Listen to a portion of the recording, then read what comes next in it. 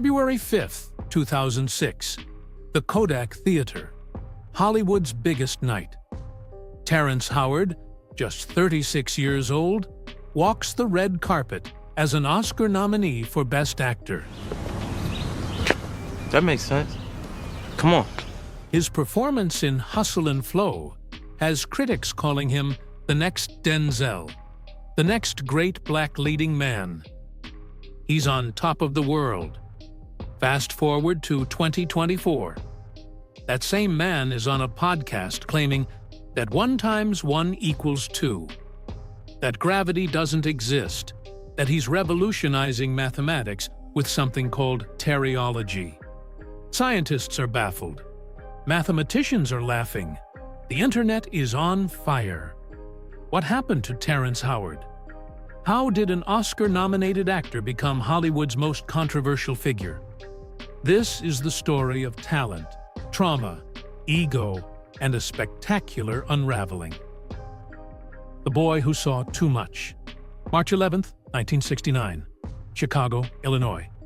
Terrence Dashon Howard is born to Anita Williams and Tyrone Howard, but his childhood isn't normal. It's a nightmare. December 1971. Terrence is 2 years old. His family is standing in line to see Santa Claus when an argument erupts. A man accuses Terrence's father of cutting in line. The argument escalates. His father pulls out a nail file and stabs the man repeatedly. The man dies. It becomes known as the Santa line slaying. Terrence watched the entire thing. Tyrone Howard was convicted of manslaughter and sentenced to prison. He served 11 months. Upon his release, Terrence's parents divorced. Terrence was raised primarily by his great-grandmother, Minnie Gentry, a New York stage actress who introduced him to the world of performance. She taught him to act, to express emotions, to channel pain into art. But she also died when Terrence was just 24 years old. Growing up, Terrence endured brutal beatings from his father. The trauma shaped him, gave him intensity, yes, but also volatility. A hair-trigger temper, an inability to let things go. "I had to learn to be tough," he later said, "or I wouldn't have survived." At 18, Terrence was discovered by a casting director on a New York street.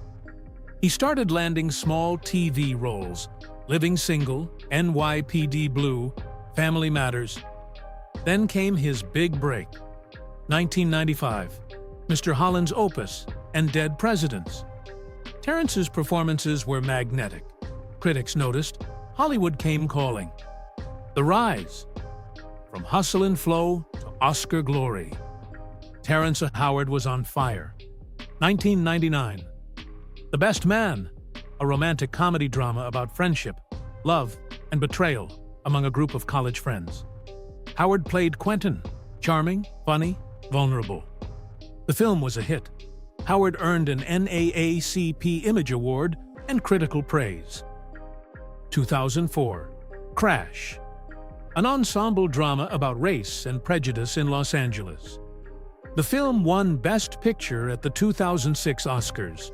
Howard's performance as Cameron Thayer, a successful black TV director confronting racism, was powerful and raw. But 2005 was his defining year, Hustle and Flow. Terrence played DJ, a Memphis pimp who dreams of becoming a rapper. The role required him to write and perform music, to embody desperation, ambition, and hope. The film premiered at Sundance. Audiences gave it a standing ovation. January 2006, Oscar nominations are announced. Terrence Howard, Best Actor. He didn't win. Philip Seymour Hoffman took home the trophy for Capote. But Howard had arrived. He was A-list, respected, in demand. Marvel Studios was launching something unprecedented, a shared cinematic universe. The first film, Iron Man. And Terrence Howard was the first actor cast. He signed on to play Colonel James Rhodey Rhodes, Tony Stark's best friend and future war machine. Howard was paid between $3.5 and $4.5 million, more than Robert Downey Jr., who earned just $500,000. He was the highest-paid actor in the film. May 2, 2008, Iron Man hits theaters. It's a massive hit, grossing over $585 million worldwide. Marvel Cinematic Universe is born, and Terrence Howard is positioned to be a cornerstone of the biggest franchise in film history. Then, everything fell apart. The fall. Iron Man, anger, and allegations. Between Iron Man and its sequel, something happened. Marvel Studios decided to drastically increase Robert Downey Jr.'s salary for Iron Man 2. He would now earn $10 million plus a percentage of profits. But to balance the budget, they slashed Terrence Howard's pay, offering him just $40,000 to $1 million for the sequel. Howard was furious. "I helped Robert get that job," he later claimed. "I took a pay cut on the first film so they could afford him. And this is how they repay me." But Marvel had another reason for replacing him, one Howard himself recently admitted. In 2025, Howard revealed the truth. His temper cost him the role. During the promotion of The Brave One at the Venice Film Festival in 2007, Howard got into a confrontation with producer Joel Silver. A reporter allegedly provoked Howard about his billing on the film poster. His name wasn't at the top alongside Jodie Foster. Howard snapped. He threatened Joel Silver, "I'll knock your teeth out." Word spread. Hollywood is a small town, and threatening a powerful producer? Career suicide. Marvel replaced him with Don Cheadle. Howard went on NPR and lashed out. "Apparently, the contracts we sign aren't worth the paper they're printed on." He compared Marvel executives to pimps, a bitter callback to his Oscar-nominated role. But the problems didn't stop with Marvel. 2008, Howard made his Broadway debut in an all-black production of Cat on a Hot Tin Roof. During rehearsals, he allegedly attacked composer Tex Allen, the brother of the show's director, Debbie Allen. Allen sued Howard for $5 million, claiming serious injuries. Then came the domestic violence allegations. Howard married Michelle Gent. Within a year, she filed for divorce and obtained a restraining order, accusing him of physical abuse. Their divorce became a messy legal battle. Howard claimed he signed the settlement under duress, saying Gent threatened to release nude photos of him. A judge overturned the agreement in 2015. Howard's personal life became a revolving door. He married 4 times to 3 different women, divorced, remarried, divorced again. 5 children. 2 grandchildren. After Iron Man, Howard's film career stalled. He appeared in Fighting, Red Tails, Prisoners, Sabotage, but nothing major, nothing Oscar-worthy. He shifted to television. Law and Order, L.A., Wayward Pines. Then, in 2015, came a lifeline. Empire, the comeback that wasn't. January the 7th, 2015. Fox debuts Empire. Terrence Howard stars as Lucius Lyon, a ruthless hip-hop mogul diagnosed with ALS, scrambling to secure his empire's future among his warring sons. The show is an instant hit. By its 2nd season, Empire was pulling in over 17 million viewers per episode. Howard's chemistry with co-star Taraji P. Henson was electric. The show earned Golden Globe and Emmy nominations. Terrence Howard was back, but behind the scenes, tensions simmered. There were reports of conflicts on set, financial disputes, Howard's difficult behavior resurfacing. In 2020, Howard sued 20th Century Fox, owned by Disney, for unpaid compensation related to Empire's commercial exploitation. He later claimed he'd been blacklisted by Hollywood for daring to sue Disney. "You broke the most important rule," he said. "Never speak up." April 21st, 2020. Empire aired its final episode after 6 seasons. And Terrence Howard announced he was retiring from acting. "I'm tired of pretending," he said. But retirement didn't mean disappearing. It meant something far stranger. Teriology.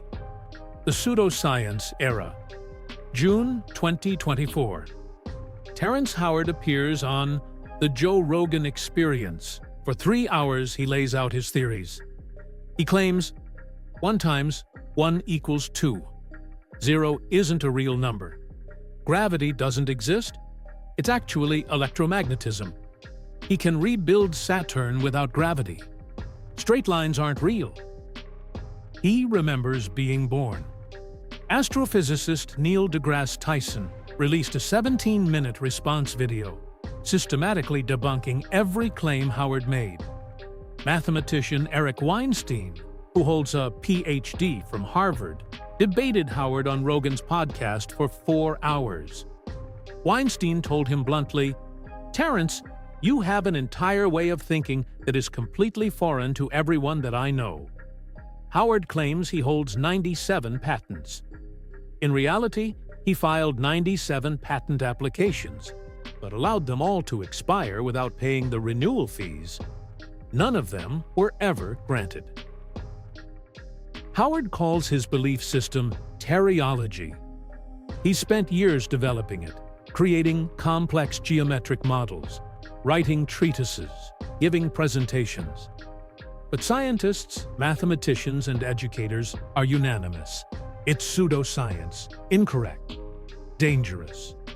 In April 2025, Howard fired back at his critics in a video.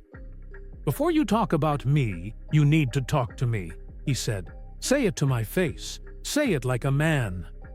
He accused critics of hiding behind fair use disclaimers and demanded they confront him directly, even suggesting duels. What's happening to Terrence Howard? Some psychologists believe it's a manifestation of unresolved trauma, a man seeking control through creating his own reality. Others think it's ego, an inability to accept that he's not the genius he believes himself to be. Remember, this is a man who watched his father stab someone to death at age 2, who was beaten throughout his childhood, who lost his great-grandmother at a formative age. Trauma doesn't excuse pseudoscience, but it might explain the need to control something, anything, even if it means rewriting the laws of the universe. Where is he now? The man who remains. Today, Terrence Howard is 55 years old. He lives in Lafayette Hill, Pennsylvania, outside Philadelphia, far from Hollywood's spotlight. In December 2022, he claimed to be mostly retired from acting, but continued taking small roles. In 2024, he appeared in Fight Night: The $1 Million Heist, a Peacock series about a 1970s armed robbery. He's currently married to Mira Pak for the 2nd time. They divorced in 2015, got engaged again in 2018, and remarried. They have 2 sons, Kieran Love and Hero. His 3 children from his first marriage to Lori McComas, Aubrey, Heaven, and Hunter, are now adults. Despite the ridicule, Howard remains committed to his scientific pursuits. He continues presenting his theories, building geometric models, challenging anyone who will listen.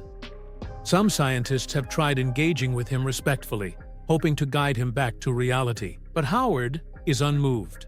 "I know what I know," he says. "History will prove me right." The tragedy of Terrence Howard. Terrence Howard should have been a legend.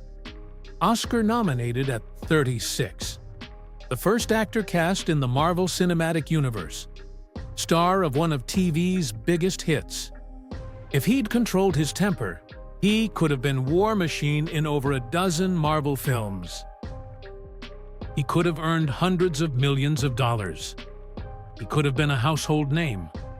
Instead, he became a cautionary tale about trauma, about ego, about the price of burning bridges in Hollywood. His great-grandmother, Minnie Gentry, taught him to act, to channel pain into art. But some pain runs too deep to channel. Some wounds never heal. At his best, Terrence Howard was brilliant, raw, vulnerable, real. He made you believe. He made you feel. But somewhere along the way, he stopped acting and started believing his own narrative. That the world was wrong. That he alone understood truth. Terrence Howard rose higher than most actors ever will. And he fell harder than almost anyone.